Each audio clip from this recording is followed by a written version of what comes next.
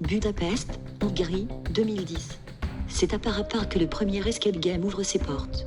Des centaines de joueurs viennent s'enfermer dans des pièces et tentent d'en sortir, grâce à leur capacité de réflexion. Un concept novateur qui séduit rapidement. Mais d'où vient cette idée ? Lorsqu'on interroge Attila Jurkovic, fondateur de Parapark, il reste évasif. Une théorie a cependant rapidement vu le jour, et pour la comprendre, il faut remonter le temps. 1956, au cœur de la guerre froide. Depuis 7 ans, la Hongrie subit l'autorité de l'URSS. Mais le 23 octobre, une insurrection éclate à Budapest afin de chasser les soviétiques. Plusieurs raisons semblent avoir mené à ce soulèvement, mais ce qui mit véritablement le feu aux poudres fut le rapport secret de Khrouchtchev. Survenu lors du 20e congrès du Parti communiste de l'Union soviétique, ce discours dénonçait les crimes de Staline et les expériences menées par le KGB. Des expériences qui touchaient particulièrement Budapest où étaient installés plusieurs centres destinés à tester et conditionner la population. Mais l'indépendance de la Hongrie ne dure pas.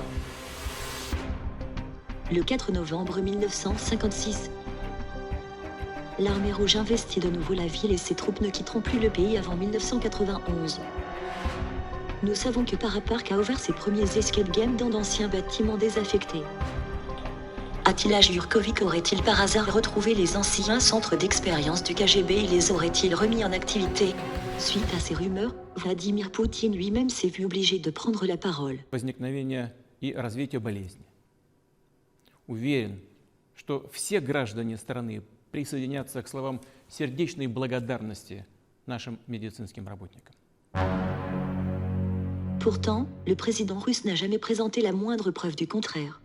À leur nouvelle manière de jouer au complot du KGB, l'escape game n'a pas fini de faire parler de lui, d'autant plus à l'heure du monde connecté, de l'espionnage par webcam, téléphone et caméra.